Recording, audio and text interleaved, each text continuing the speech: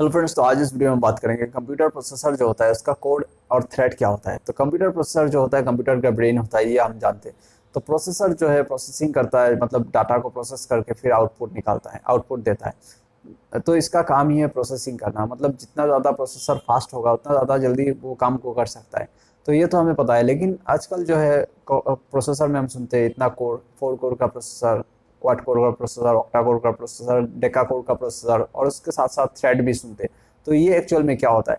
तो computer processor जो है प्रोसेसिंग में जितना अच्छा होगा कंप्यूटर उतना ही फास्ट काम करेगा। मतलब उसका फ्रीक्वेंसी जितना ज़्यादा होगा, जितना ज़्यादा गीगाहर्ट्ज़ का होगा प्रोसेसर, उतना ही ज़्यादा कंप्यूटर जो है फास्ट काम करता है।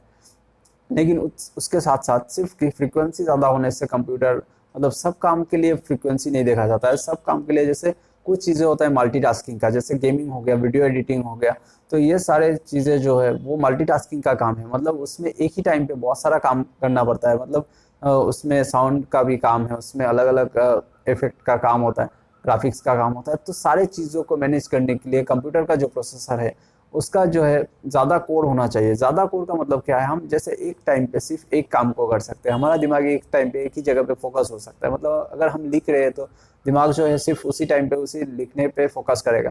दूसरे काम को हम उस टाइम पे नहीं कर सकते, उसको ख़त्म करके दूसरा काम कर सकते हैं। मतलब एक हाथ से लिख रहे हैं, दूसरे हाथ से दूसरा कुछ लिख रहे हैं, ऐसा नहीं हो सकता। एक टाइम पे दिमाग एक ही जगह पे काम कर सकते हैं। तो ये होता है सिंगल कोर प्रोसेसर।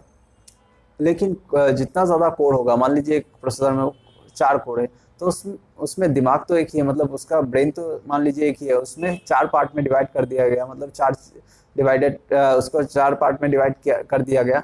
तो 4 जो कोर है वो अलग अलग काम कर सकता है, मतलब एक ही टाइम पे वो अलग अलग 4 काम कर सकता है। तो इसी तरह से कोड जो होता है, जितना ज़्यादा कोड होगा वो मल्टीटास्किंग कर सकता है, एक ही टाइम पे बहुत सारा काम को कर सकता है। और कोड के साथ साथ थ्रेड जो होता है, मतलब थ्रेड मान लीजिए, हाँ, एक आदमी के जगह अगर 4 आदमी होगा तो 4 काम को कर सकता है, और उसका 2-2 हाथ हो गया तो वो क्या करेगा?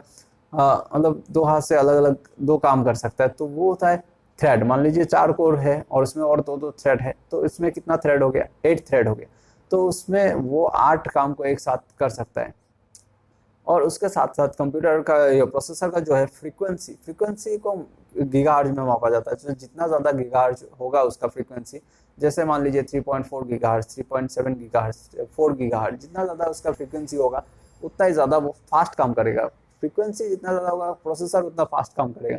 लेकिन कोड जितना ज़्यादा होगा वो मल्टीटास्किंग करेगा, मतलब एक टाइम पे बहुत सारा। अगर आपको मल्टीटास्किंग नहीं है, आपको गेमिंग नहीं करना है, वीडियो एडिटिंग नहीं करना है, तो आपको उतना ज़्यादा कोड और थ्रेड देख के आपको पैसा ज़्यादा नहीं देना है। मतलब आपको नॉर्मल जो है सीपीयू है उससे भी आपका काम चल जाएगा। मतलब अगर आपको सिंगल कोर का काम है, मतलब आपको ऑनलाइन कुछ सर्फिंग करना है या फिर आपको छोटा मोटा काम करना है, नॉर्मल एप्लीकेशन चलाना है, तो आपको उतना ज़्यादा कोड की ज़रूरत नहीं है। ज़्यादा कोड कब चाहिए आपको? अगर डिज़ाइनिंग करना है, ग्राफिक डिज़ाइनिंग करना है, वीडियो एडिटिंग करना है, तो गेमिंग करना है, तो इन सब चीज़ में आपको ज़्यादा से ज़्यादा कोड और थ्रेड आपको देखना होगा। तो जितना ज़्यादा कोड एंड थ्रेड होगा आपका जो कंप्यूटर उतना ही अच्छा काम करेगा, परफॉर्मेंस उतना ही अच्छा होगा। तो आज की इस वीडियो में इतना ही। वीडियो अच्छा लगे तो चैनल को सब्सक्राइब कीजिए, लाइक कीजिए, शेयर कीजिए। Thank you.